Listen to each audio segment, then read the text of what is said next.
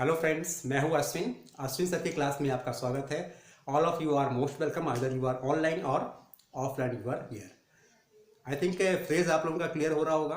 Phrase में अभी तक के जितने से भी फ्रेज आप हो चुके हैं उसमें आपको यही चीज़ें सामने आई होंगी कि ग्रुप ऑफ वर्ड्स होते हैं, ग्रुप ऑफ वर्ड्स होते हैं और एक पर्टिकुलर रूप में वो सेंटेंस में आके एक्ट करते हैं, चाहे वो आपका नाउन के रूप में, adjective, adverb, verb, preposition, gerund, infinitive, participle, whatever. लेकिन वो ग्रुप ऑफ वर्ड्स ही होते हैं, चाहे वो दो वर्ड्स के क्यों ना हो। आज हमें समझना है कंजक्शनल फ्रेज। कंजक्शनल फ्रेज समझने से पहले हम समझेंगे कंजक्शन। कंजक्शन मेरे ख्याल से बहुत पहले से हम लोग पढ़ते हुए आ रहे हैं। कंजक्शन का मतलब क्या होता है? कंजक्शन का मतलब होता है जोड़ना। इसी के मतलब क्या कह सकते हैं, इसको हम लोग एक संबंध सूचक या संबंध बोधक के रूप में जान सकते हैं। जो कंजक्शंस आपके होते हैं, the words which is used to join two और more than two words, phrase, clause और सेंटेंसेस। कंजक्शन का मेन काम क्या होता है?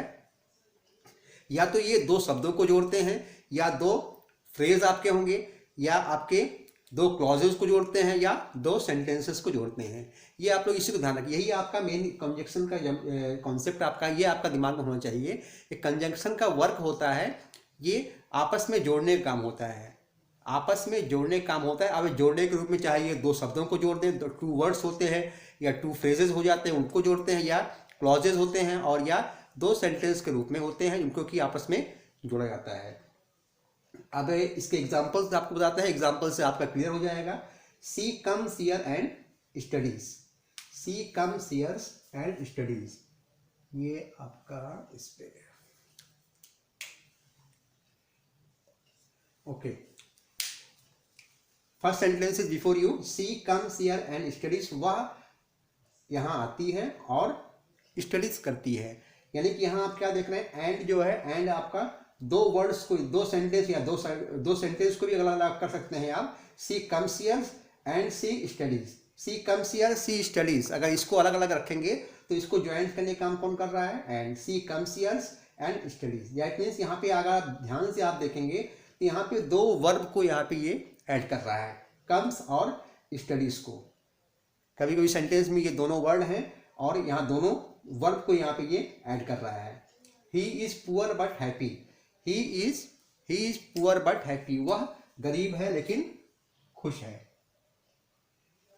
दैट मीन्स यहाँ भी आप देख रहे हैं कि वह, यहाँ पे ही इज पुअर, दो अलग अलग सेंटेंस आप बना सकते हैं। ही इज पुअर, वह गरीब है, ही इज हैप्पी, तो इसको दो सेंटेंस में न लिख के एक साथ लिख सकते हैं, he is poor but happy. और दूसरे एंगल से भी अगर आप देखेंगे तो आपको दिखाई पड़ेगा यहाँ पे दो एडजेक्टिव हैं, दो एडजेक्टिव वर्ड है, इन दोनों की ये ऐड कर रहे हैं, पुअर, पुअर और हैप्पी को, पुअर और हैप्पी को ये आपका बट कंजक्शन ऐड कर रहा है। वर्ड्स को भी ऐड कर सकते हैं और ये आपका दो सेंटेंस को भी ऐड कर रहे हैं, दोनों ही रूप में हो सकता है। सी सिंग्स एंड डांसेस वेल, वह गाती है, वह गाती और नाचती अच्छा है। तो यहाँ आप दो सेंटेंस, सी सिंग्स वेल, सी डांसेस वेल, सी सिंग्स वेल, सी डांसेस वेल, दोनों ही आपके अलग अलग सेंटेंस है, इनको एक सेंटेंस में आप बना सकते हैं, सी सिंग्स एंड डांसेस वेल, यानी कि वो वह गाती भी अच्छा है और नाचती भी अच्छा है। तो यहाँ पे एंड कंजक्शन आया हुआ है, दो वर्ड्स को, यहाँ अगर आप ध्यान से यहाँ देखेंगे तो दो वर्ब यहाँ पे ऐड हो रहे हैं, दो वर्ब को जोड़ने का काम, सिंग्स और डांसेस, यानी दोनों ही आपका एज ए वर्ब है और दोनों को ये ऐड कर रहे हैं। नेक्स्ट आपका है we like coffee and tea, we like coffee and tea, यहाँ पे आप देख रहे हैं ये दो वर्ड को यहाँ पे ऐड कर रहा है, कॉफी और टी। कॉफी और टी को अलग अलग भी आप समझ सकते हैं, we like coffee, we like tea, तो अलग अलग लिखने के बजाय हम कह सकते हैं we like coffee and tea. तो यहाँ पे एंड जो आया हुआ एज अ कंजक्शंस के रूप में है। Study otherwise you will fail, पढ़ाई करो यानी कि पढ़ो वरना, अदरवाइज मीन्स क्या होता है आपका? वरना, वरना यू विल फेल, तुम फेल हो जाओगे, पढ़ाई करो, पढ़ो, या वरना तुम फेल हो जाओगे। तो यहाँ भी आप देखें स्टडी भी एक सिंगल वर्ड आपका है, इसका मतलब ये आपका एक सेंटेंस है। स्टडी यानी किसे कहा जा रहा है? You are before me, you are before me, तुम हमारे सामने हो, यानी कि हम तुम्हें कह रहे हैं कि पढ़ाई करो, पढ़ाई करो वरना फेल हो जाओगे। वही सेंस यहाँ पे निकल के आ रहा है, study otherwise you will fail, पढ़ाई करो वरना तुम फेल हो जाओगे। नेक्स्ट आपका है the train left after we reach the station, the train left after we reach the station. इसमें आप जब आपको टेंस पढ़े होंगे, टेंस में आपने देखा होगा कि इसमें जो आफ्टर और बिफोर आपने यूज़ किया था, क्योंकि जो परफेक्ट टेंस होता है, परफेक्ट टेंस में आपने देखा होगा उसमें दो दो एक्शंस आपके होते हैं, जिसमें एक आपका पास्ट परफेक्ट का एक्शन होता है, एक आपका पास्ट इंडिफिनिट का एक्शंस होते हैं। लेकिन आफ्टर और बिफोर में ये ध्यान आपको रखना है कि आफ्टर आपका वहां पर यूज करते हैं जो काम आपका पहले होता है। जो काम आपका पहले होता है उसको द ट्रेन लेफ्ट, गाड़ी छूट चुकी थी, after we reach the station, after we reach the station, that means यहाँ पे दो सेंटेंस को यहाँ पे ये ऐड कर रहे हैं। इसी तरीके आपका बिफोर है, the train had left before we reach the station, गाड़ी छूट चुकी थी कब, इससे पहले कि हम लोग स्टेशन पहुंचे थे, यानी कि हमारे स्टेशन पहुंचने से पहले गाड़ी छूट चुकी थी। तो यहाँ भी आप देख रहे हैं जितने भी आपके कंजक्शंस वर्ड्स आए हुए हैं ये सब दो सेंटेंस को, कहीं पे आपके दो सेंटेंस को ऐड कर रहे हैं, कहीं पे दो फ्रेज को ऐड करते हैं, कहीं पे दो क्लॉजेस को भी ऐड करते हैं और कहीं पे दो सेंटेंस को भी ऐड करते हैं। अब यहाँ पे एक चीज आपका आया होगा, फ्रेज तो आप पढ़ ही रहे हैं, आपके समझ में आ रहा होगा। क्लॉज आप देख रहे हैं, क्लॉज आपका एक नए रूप में दिखाई पड़ रहा होगा, इससे पहले भी आपने देखा होगा, जो है समझ में आ रहा होगा। लेकिन यहाँ पे थोड़ा अभी क्लॉज का टॉपिक आपका क्लियर नहीं किया गया है। आगे आने वाली वीडियोस में अब आपको फ्रेज के बाद क्लॉज की वीडियोस मिलेंगी, लेकिन अभी आपको ये समझना है। अब कंजक्शन समझने के बाद आगे हम समझेंगे कि कंजक्शनल फ्रेज होते क्या है। ज़्यादा अंतर नहीं है, बहुत ही ईजी है, और थोड़ा सा आपको ध्यान देना है फ्रॉम द कमिंग एग्जाम्पल्स। अभी हम कुछ एग्जाम्पल्स आपको दे रहे हैं, इससे आपका पूरी तरह से ये क्लियर हो जाएगा। फ्रेंड्स, आगे समझेंगे हम लोग कंजक्शन फ्रेज क्या होते हैं, कंजक्शनल फ्रेज कैसे सेंटेंस में हम लोग आइडेंटिफाई कर सकते हैं। जिस तरीके की अदर फ्रेज आपने देखा था उसी तरीके आपको कंजक्शन फ्रेज भी है। इसमें भी आपके the group of words that act as a conjunction, group of words that act as a conjunction in a sentence is identified as conjunctional phrase. ये ध्यान रखेंगे आप लोग। द ग्रुप ऑफ वर्ड्स होते हैं, group of words that act as a conjunction. Conjunction इससे पहले आपको कंजक्शन बता दिए हैं। कंजक्शन क्या होता है, दो वर्ड्स, दो फ्रेज, दो क्लॉज या दो सेंटेंस को आपस में ज्वाइन करते हैं। ठीक इसी तरीके जो है जो कंजक्शनल फ्रेज आपका होता है, कंजक्शनल फ्रेज में भी यह है, ये सेंटेंस में जो ग्रुप ऑफ वर्ड्स होते हैं वो एक्ट कैसे करते हैं, एज ए कंजक्शन ऐड करते हैं। और इनका काम भी वही होता है, चाहे दो वर्ड को ऐड करें या दो फ्रेजेस होते हैं या दो क्लॉजेज हैं इनको या सेंटेंस हैं, इनको आपस में ये ऐड करते हैं। You are here offline so don't talk to each other. आप लोग यहाँ पर से बातें नहीं करेंगे, जो कुछ भी नहीं आता है आप लोग यहीं पे पूछो। अपने घर से आप लोग टाइम निकाल के यहाँ पे आते हैं, पेरेंट्स सेंड यू हियर, आप पेरेंट्स आपके पास आपको यहाँ भेजते हैं इसलिए कि ताकि यहाँ पे आपको दिक्कत ना हो। अदरवाइज जो आप भी ऑनलाइन क्लासेस ले सकते हैं। The students who are taking online classes they have some problems, उनके कोई प्रॉब्लम्स होगी इसलिए वो ऑफलाइन क्लासेस नहीं दे रहे हैं। But you are here, you are offline, तो आप यहाँ पे समझा रहे हैं, इसको आप लोग देखिए, इसको आप लोग देखो, समझो, इसको कुछ समझ में नहीं आता उसको पूछो। यहाँ पे जो है try to get to solve the queries. यहाँ समझेंगे कंजक्शनल फ्रेज में ये इसके हाउ यू कैन आइडेंटिफाई समझ में आ रहा है कि ग्रुप ऑफ जो वर्ड्स होते हैं वो सेंटेंस में एज ए कंजक्शंस आपके ऐड करते हैं। ग्रुप ऑफ वर्ड सेंटेंस में एज ए कंजक्शन आपके एक्ट करते हैं और उनको आइडेंटिफाई किया जाता है कैसे, या तो वो दो वर्ड को ज्वाइन करेंगे या दो फ्रेजेस को या दो क्लॉज को या दो सेंटेंस को आपस में ज्वाइन करने का काम करते हैं, इसलिए इनको कंजक्शनल फ्रेज के रूप में जाना जाता है। और वन थिंग मोर, यहाँ पे कंफ्यूज नहीं होना है कि जो कंजक्शनल फ्रेज है कहीं कहीं आपको दिखेगा ग्रुप ऑफ वर्ड्स होंगे, यानी कि दो वर्ड होंगे या 3 वर्ड्स होंगे, लेकिन कहीं कहीं भी आपको ऐसे भी मिलेंगे जहाँ पे सिंगल वर्ड ही होगा। तो वहाँ पे कंफ्यूज नहीं होना है। अगर सिंगल वर्ड के साथ भी आपको दिखाई पड़ रहा है और वो दो वर्ड है, दो सेंटेंस है या दो फ्रेज क्लॉज को आपस में ज्वाइन कर रहे हैं, दैट मीन्स वो आपके कंजक्शनल फ्रेज हैं। From the coming examples it will be clear to all of you. First is before you, I will go by car so that I can take my luggage. So that मतलब क्या होता है, ताकि, जिससे कि। I will go by car, मैं car से जाऊंगा, मैं कार से जाऊंगा, क्यों, सो दैट, ताकि I can take more luggage, यानी कहीं मैं अपने कहीं पे हमें जाने का प्लान है, हम जा रहे हैं, अगर हम सोच रहे हैं अगर कार से जाएंगे तो ज़्यादा सामान हम लेके जा सकते हैं, लगेज हम ज़्यादा रखते हैं, इसलिए मैं कार से जाऊंगा। तो यहाँ पे जो सो दैट है ये दो सेंटेंस को आप यहाँ पे ऐड कर रहा है। दो सेंटेंस को कैसे आपको मालूम, ध्यान देंगे। I will go by car, ये आपका एक सेंटेंस आपका ये हो गया। I can take more luggage, दोनों ही आपके कंप्लीट सेंटेंस हैं और दोनों सेंटेंस को ये सो दैट आपस में ऐड कर रहा है। We will send you reminder in order that you can arrive on time. We will send you reminder, reminder यानी कि याद दिलाने वाली बात होती है कि हम लोग तुम्हें ये हम लोग तुम्हें याद दिलाएंगे, एक रिमाइंडर हम भेजेंगे जिससे कि तुम टाइम से पहुंच सको, on time, for in order that you can arrive on time. तो यहाँ पे जो इन ऑर्डर दैट है ये आपका एज अ कंजक्शनल फ्रेज के रूप में आया हुआ है।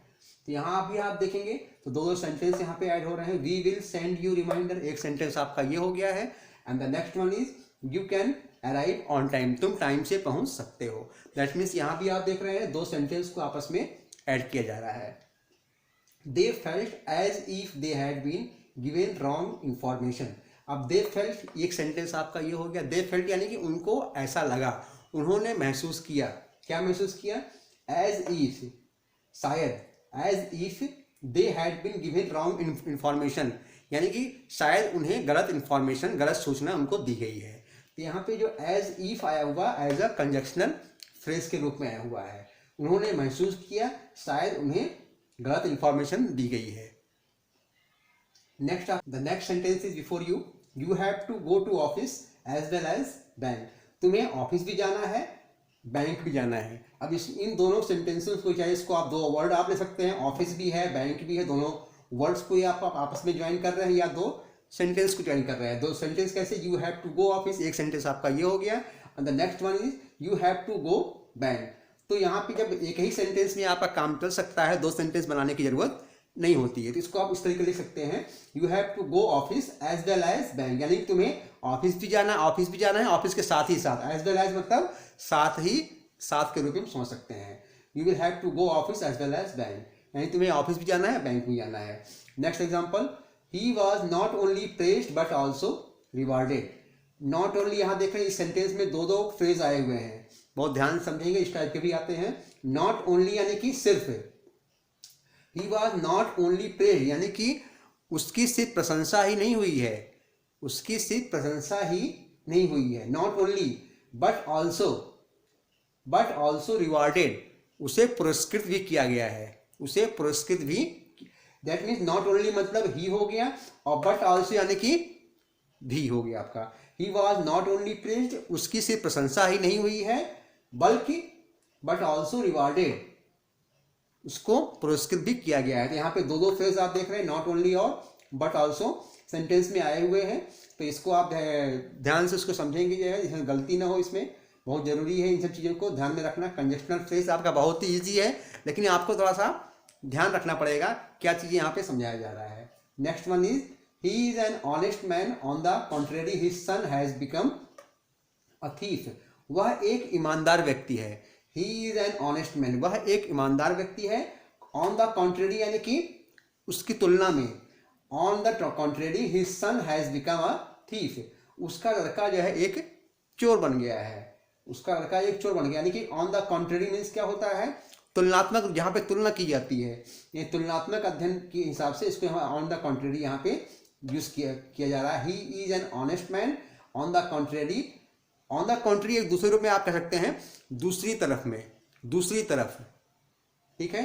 He is an honest man on the contrary his son has become a thief, वह एक ईमानदार लड़का है, दूसरी तरफ उसका लड़का एक चोर बन गया है। मेरे ख्याल से यहाँ पे जो एग्जाम्पल्स आपके सामने आए हुए हैं, इसमें आपको कंजक्शनल फ्रेज कैसे यहाँ पे वर्क कर रहा है, यहाँ पे आपको ज़्यादा दिमाग नहीं लगाना कि एज ए नाउन है, एज ए एडजेक्टिव है, एज ए एडवर्ब है, कहाँ कहाँ पे क्या वर्क कर रहा है, इतना ध्यान नहीं देना। बस आपको ये ध्यान रखना है कि कंजक्शनल फ्रेज जो है कैसे आए हुए, कैसे यहाँ पे दो वर्ड्स हैं या दो फ्रेज हैं, दो सेंटेंस हैं या दो क्लॉज को आपस में जोड़ रहे हैं, पर उसी को आपको फाइंड आउट करना है, फाइंड आउट करके उसको अंडरलाइन कर देना है।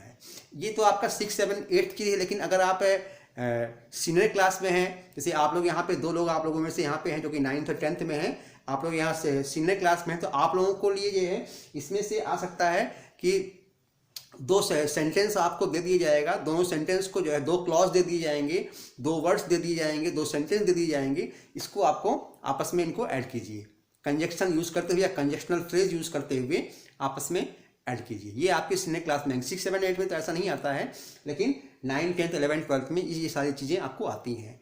आप लोगों में से जो है दो लोग ऐसे हैं जो कि क्लास 9th में, एक आपके 10th में है, तो आप लोग इसको विशेष ध्यान रखेंगे कि कुछ सेंटेंस आपको ऐसे होंगे कि अलग अलग दो सेंटेंस दिया रहेगा, दोनों सेंटेंस को आपको एक में मिलाना रहेगा। इन द कमिंग वीडियो जो आपको हम पढ़ाएंगे, इसमें synthesis of sentences, synthesis of sentence होंगे उसमें ये सारी चीज़ें आपको फिर से निकल के आएंगी जो है। लेकिन वहाँ पे हम आपको कंजक्शनल फ्रेज, एडवर्ब फ्रेज ये सब नहीं पढ़ाएंगे, वहाँ पे सिंथेसिस पढ़ाएंगे कि दो डिफरेंट सेंटेंस होते हैं, उनको कैसे हम लोग एक साथ ज्वाइन कर सकते हैं। तो मेरे ख्याल से ये कंजक्शनल फ्रेज आपका ये पूरा क्लियर हो गया होगा। अब इसके बाद जो है आपको थोड़ा समझना है कि कंजक्शन आप लोग जानते हैं, कंजक्शन आपके 3 तरह से आपके होते हैं, कोऑर्डिनेटिंग होते हैं और सबऑर्डिनेटिंग होते हैं और आपका एक कोरिलेटिव कंजक्शंस आपके होते हैं। अब इन सब के लिए जो कंजक्शन या चाहे वो कंजक्शन के रूप में या कंजक्शनल फ्रेज के रूप में यहाँ पे ऐड होते हैं, वो कौन कौन से पर्टिकुलर वर्ड्स हैं, उसको कैसे आप उसको पहचान सकते हैं। अब इसके बाद ये एग्जाम्पल्स आप क्लियर हो गया है, वो पर्टिकुलर जो ग्रुप ऑफ पर्टिकुलर वर्ड्स हैं उनको हम यहाँ पे लिख के दे रहे हैं, उसको आप लोग उसको नोट डाउन कर लेंगे या उसका स्क्रीनशॉट आप लोग ले लेंगे। And for the new one, जो चैनल पे अभी नए हैं और जिन्होंने चैनल को सब्सक्राइब नहीं किया है, वीडियो तो देखते हैं लेकिन चैनल को सब्सक्राइब नहीं किए हुए, तो उनको प्रॉब्लम आती है कि वे फेस करते होंगे। लेकिन हमने तरीका बताया है, हर बार बताते हैं कि सब्सक्राइब करने के बाद इसके बेल आइकन को आप लोग दबा देंगे तो जो नोटिफिकेशंस होती है वो आपको टाइम टू टाइम मिलती रहेगी। इससे कोई भी वीडियो आपकी मिस नहीं होगी। और प्लेलिस्ट में जाके जो कुछ भी आपको देखना है उस प्लेलिस्ट में जाके उसको सर्च करके आप उसको देख सकते हैं, समझ सकते हैं। मेरे ख्याल से वीडियो आपको अच्छी लगी होगी।